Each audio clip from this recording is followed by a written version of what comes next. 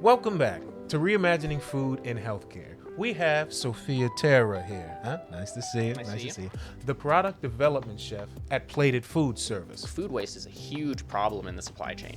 If we're distributing meals to a healthcare client, and let's say their census was, we need 300 meals, right? We have 300 patients, we need breakfast, lunch, dinner.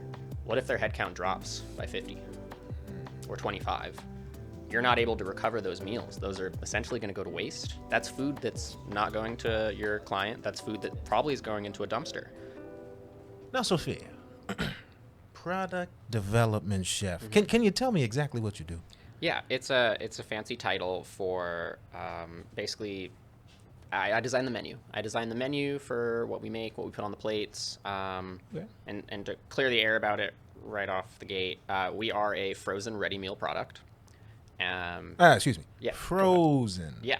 I was talking to my good man Aaron over there. I thought there was more development within the facility. When I hear frozen, I think lower quality. There's a lot of stigmas around frozen, and the whole fresh is always better is kind of an outdated.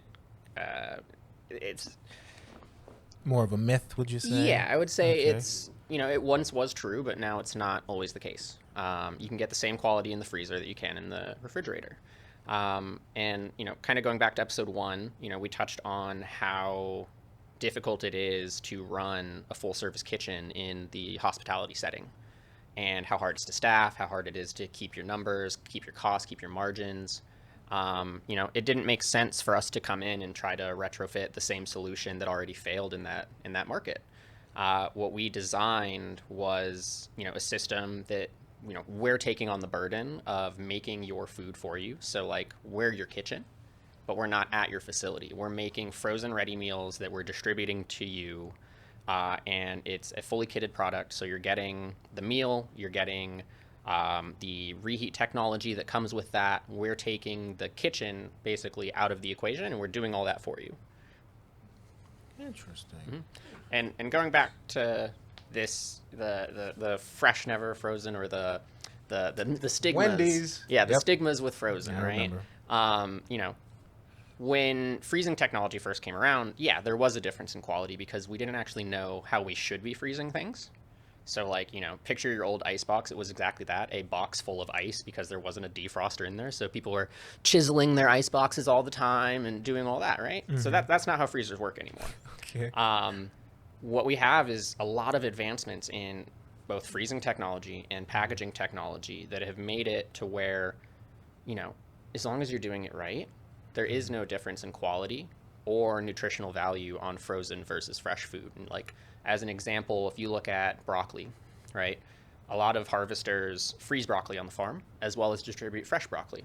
I didn't know that. And if you look at broccoli that's grown the same way, harvested the same time, peak season, whatever, and you take one and you put it through what's called the IQF process, individually quick frozen. It's blast frozen, blast chilled as quick as possible down to below 0 degrees, packaged, put in a warehouse, right? You're like, that's got to be horrible for me. It's probably got no nutritional density. That's not the actual case. When you look at that broccoli in a side-by-side comparison to fresh broccoli, you're getting the same nutritional profile, to very, very, very marginal. And a lot of that is due to how that technology works now. And as long as you do it properly, you can get the same quality in the freezer that you can in refrigerated. And where you have a lot of advantages with freezing is you're not stuck with product that's going to expire that you're then going to eat the cost on. So like, food waste is a huge problem in the supply chain. And that's part of the reason why we chose to be frozen intentionally. That's part of our brand identity. The reason for it is, if we're distributing meals to a healthcare client, and let's say their census was, we need 300 meals, right? We have 300 patients, we need breakfast, lunch, dinner. What if their headcount drops by 50 or 25? You're not able to recover those meals. Those are essentially going to go to waste. You might give them out to your employees, try to eat that cost, but that's food that's not going to your client. That's food that probably is going into a dumpster. In a frozen model, you minimize that. Oh, we lost our census? Cool. Well, those items are now in the freezer, and we don't got to order as much next week. So there are a lot of advantages in frozen technology. When you look at frozen food packaging. It's changed a lot. You used to have the aluminum trays where it was like your form TV dinner, right? Everyone kind of remembers that, of everyone parked in front of the TV, whether it's in like the old movies or you grew up with that in your household. Kid cuisine, that Kid type cuisine, of thing. exactly. I never wanted to be a penguin so bad. I used to love eating those after school. Okay. Nuggets. Yep, nuggets. That brownie. Mac and cheese. Burn the roof of your mouth. You see what I'm talking Always. about? Hot lava. Yes, fudge, basically. Hot lava. But you could never wait long enough, right? No, you had to dive not right really. in. Same. So the packaging plays a big factor in how fresh that food will stay, how the quality is going to keep. We've had a lot of advances in that for both fresh and frozen. Frozen specifically has a lot more advantages now because freezer burn is pretty far removed from most frozen ready meals at this time. And that's because of how products are being sealed, the technology that goes into, modified atmospheric packaging. It's taking out all the oxygen, replacing it with a different gas that prevents the product from deteriorating. When you talk about freezing food, freezers have gotten more advanced. You can freeze things faster and at a lower temperature, preserving more of the quality, and arguably preserving more of the freshness almost, right? It's like if you harvest broccoli from a farm and you freeze it as soon as possible, and you compare it to broccoli that also was harvested the same day, 3 weeks later, you have very similar nutrition values, but that broccoli that's fresh, its nutrition profile is going to degrade faster than that frozen broccoli under the right conditions. Sure. So that same broccoli 6 months later, when the other broccoli is now expired by this point because it's not going to hold very long, you still have a nutritious product. So the misconception plays twofold. It's fresh is always better, but it's not really anymore. And frozen is always poor quality. That's not the case anymore. We're in a part of the technology advancement in food manufacturing where you can get a very high quality product in the freezer. You can also get a really low quality product in the freezer. And that depends on both of those factors meeting, the technology piece for how it's frozen, as well as the technology piece for how it's packaged. Sophia, I like you. Oh, thank you. Yeah, see, I like you, but you're talking a big game. I am a tangible man. Now, do you have any examples of this? I think we do. Carolyn, do we have any plates in the freezer? Carolyn. Can you grab me a couple? Thank you. Yeah. All right.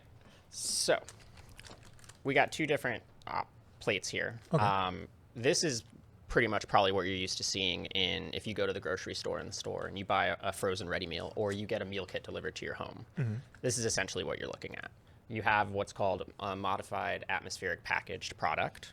It's coming in a tray. It has film on top of it.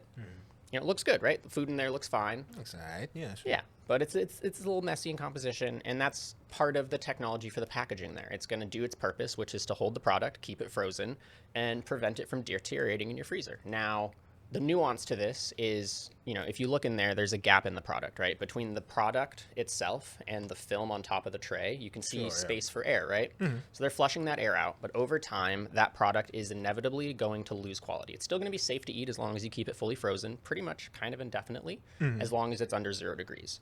But over time, that product is going to change inside that packaging because it has space in there for it to release what products do. When products expire and start to degrade, they start to oxidize and change in characteristic, and that's going to result in freezer burn, changes in texture. And what that means is that for a manufacturer to keep that product quality for longer, they have to do things like add stabilizers to a sauce or change the composition of a recipe to make it a little less clean, right? So now we're back to that, hey, frozen food is not always as good as fresh, right? Because we have to add more things to it to keep the quality. That's the conception there. If you look at different forms of packaging, you have huge advancements in what's called the VSP packaging technology, right? That's what we're doing with our brand, and that's what really kind of kicks us into a different avenue here is this is a fully sealed product. It is going to be pretty much the same quality food that these other manufacturers are using. But the difference is how tightly secure the product is with the film in place. There's no room for air to move. There's no room for the product to move, which means over time, the quality from when we sealed it to when you're unpacking it is not going to change as much. It will change inevitably, but we have a lot longer that quality is going to maintain intact. And the reason for that is specifically the technology. It's forming directly around the product. It's not giving any room for anything to change, so we're able to keep sauces a lot cleaner. We don't have to add as many stabilizers because we don't have to worry about the migration of a lot of different components within that without getting too into the weeds on the science and stuff. That's essentially what's happening. And as a result, you get a different experience. This is on a formed plate. This is in a formed tray that is bought in bulk, that everyone is using, which is why it's so affordable and so cost effective. We're changing the narrative a little bit here. We're putting a lot of resources into the plate and the packaging to highlight the food quality. The food quality is what we want to keep and what we want to preserve for the customers. We want you to get the best experience on the plate that you can with less of the packaging, I guess, parameters that are changing and influencing in a different direction. We want to give you a better product, longer in the shelf life, longer in the freezer, I guess, is a good way to put it. That makes sense. So break this down for me. We got broccoli here. We got mushrooms. Peppers. Pepper. Oh, yeah, you see exactly what you get. You're seeing everything. That's a stir fry. Yep. Vegetables. That's teriyaki chicken. That's fried rice. You can see everything right clear as day. On these trays, you're getting, a fogged out kind of mirror effect. You're looking to see what's in there. You're going by the label. The appearance is everything in this, right? Like, out of both of these, like, you're in, let's picture back to episode 1. You're sitting in a healthcare setting. You don't have a lot of control over your environment. You're hanging out and you're waiting for mealtime. And this comes out. Like, let's say, picture they don't have a full service kitchen and you're getting catered meals of some sort. You get this put in front of you. That eating experience here is going to be drastically different from you receiving that. At least for me. I'm going to feel a lot more like, wow, this is an actual plate of food versus, hey, get me something out of the freezer. Now, you talked about earlier this background in large-scale food production. All right, we're just circling back to that. Now, I'd love to hear more about, personally, some of the things you've seen in terms of food waste. Any stories that really stand out that you can share right now? Yeah. So I've worked in food manufacturing for a handful of years. And food waste is a really big problem in commercial manufacturing. It's massive. I've worked at facilities where on a weekly basis, thousands of pounds of raw food, not even like cooked food, is going into a dumpster because they overplanned production and, they didn't get as much batches done as they targeted for whatever other reasons are happening. So, 2,000 pounds of cabbage doesn't go in soup anymore. So where's it go? It goes to a dumpster, or they try to offshoot it to a food bank, but they typically don't have enough time to do that. There are some manufacturers, let's be real, that are doing a very good job at managing their food waste, but they're also pumping a ton of resources into doing that. It's basically its own separate department at that point to manage it, because it's a very difficult thing to shortchange and say, oh, I got 2 days left on cabbage, 2,000 pounds of it. What am I going to do with that quick enough to save it? Most manufacturers already paid for the cabbage at that point. So they're not going to waste, they're not going to pay more, they're not willing to pay more money to save it. So I've seen a lot of food waste. I've seen a lot of finished food waste as well. There's a lot of strict standards in manufacturing where if it's not exactly to the specification, they're going to scrap it. They're going to take it off the line. You're going to lose. You're talking about, we're not making small batches here. We're doing, it's not like you're making 30 pounds of soup in a small stock pot. We're talking about 300 gallons of soup in one single batch. So if something goes wrong in that process, you're losing all of that product. So there's a lot of controls that are put in place to prevent that, but it's inevitable. I could go on for a hot minute about a lot of waste I've seen in the industry. What I can note though is that frozen supply chain within food manufacturing has significantly less waste than fresh food in that supply chain. So using frozen ingredients minimizes food waste at the manufacturing level. It also minimizes food waste at the consumer level, because you don't have the same shelf life on a product. Let's say we have the same situation. We had to cancel batches of soup. We overplanned. We overbought frozen broccoli. Well, guess what? That broccoli is still frozen. And as long as we keep it stored properly, it's still good quality, and we can still put it in the next batch of soup the next time we put it on the schedule. I need some soup. You see what I'm saying? All right. Now, can we talk more about the packaging for a second? You mentioned this acronym, VSP. Is that correct? Yes, that's correct. Say the memory on me. Okay. So when you heat these plates, paint me a picture. What exactly am I looking at? Is it very watery? The flavors. Can you tell me something? Yeah, absolutely. So when you're couple factors in here, right? So Okay. we have both the plate technology, right? We have the form plate, we have the sealing, and then we have the food.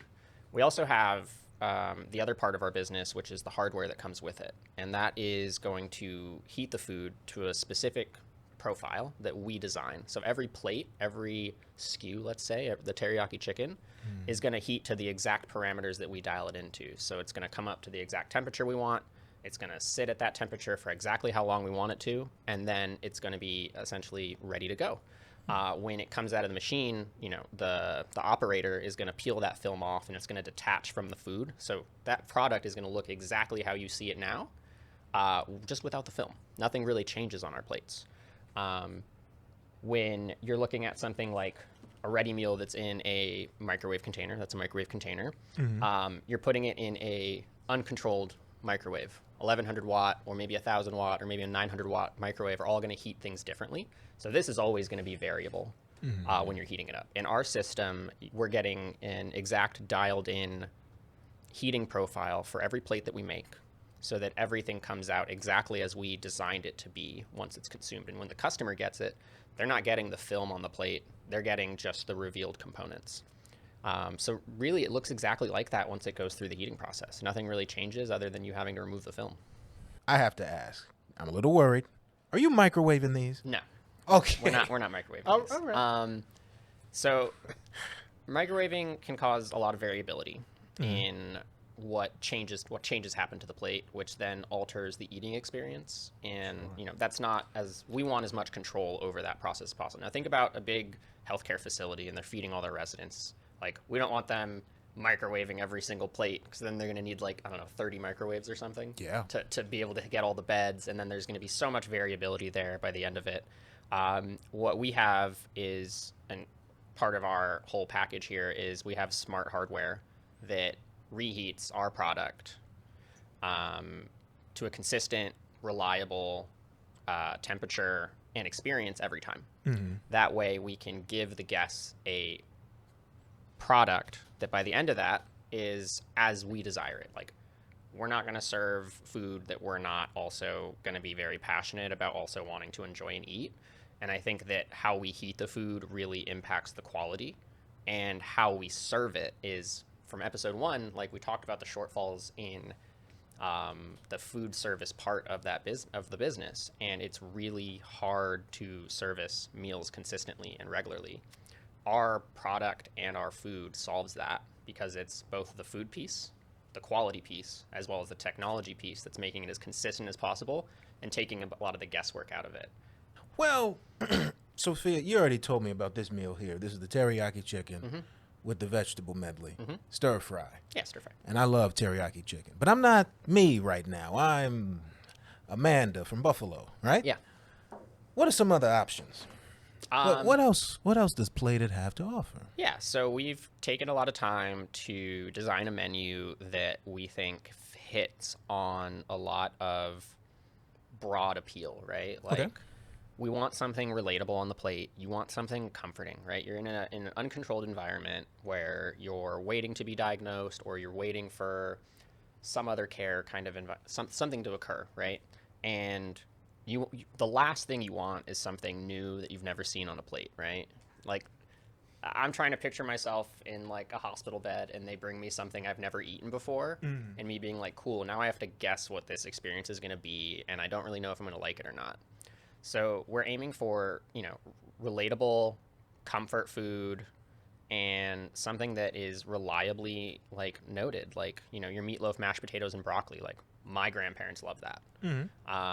My relatives are really big on international dining, so we have some Moroccan inspired meals. We have some global pantry inspiration in there. What we're trying to do is make food the afterthought, but make it a reliable, comforting experience in an environment where, the food piece has a lot of, sometimes, and not all care settings are the same, but a lot of the ones that we're targeting to help bring this to it, we're putting dignity back in the dining experience, right? Maybe they're understaffed, maybe they don't have a big enough budget to build a whole kitchen.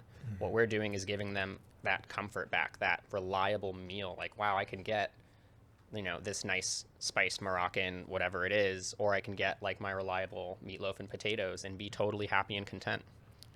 I've never even had Moroccan food. See, now you're talking to me. Well, I never thought about this either. When we talk about this plate here, right? I bet food appearance matters more when you have limited control over other aspects of your life living in a facility like that, right? Yeah. So how do you think that factors into how this was developed? It's a big part of it. The design that went into the plate was really, really looking at the dining experience for the residents, right? You're eating off that every day versus eating off of something like this every day, or the cafeteria tray every day. I think it puts a little bit of like a reliable, comforting part of your day back into that world, right? Like mealtime for a lot of families is like everyone gets around the table, everyone eats together, or it's like the one reliable thing you can control in your day sometimes, right? And I think giving some of that back to the plate format, that's why it's plated food service. We're putting food back on the plate. We're bringing Plated it back. food service on We're the bringing plate. it back to, more of like a home care environment, right? So it's like a nod to the scratch cooking. It's a nod to a lot of those different parts of like what people associate with a home cooked meal, but in a reliable package that's scalable, that minimizes food waste in the supply chain, and in a format that we can deliver to our customers consistently. I'm curious. You touched on some technological stuff. You talked about hardware, and can you just elaborate a little bit more? Not really. I am the chef. I design the menus. I make sure the food tastes good. That's my niche. That's where I sit. I think we do have an episode where we are going to talk about the technology piece, and that's more Aaron's wheelhouse. Aaron. I'll My leave man. that to him. Yeah. Okay. Well, thank you for joining us, Sophia. And thank you all for joining us on Reimagining Food in Healthcare. We have more to talk about later. Tune in.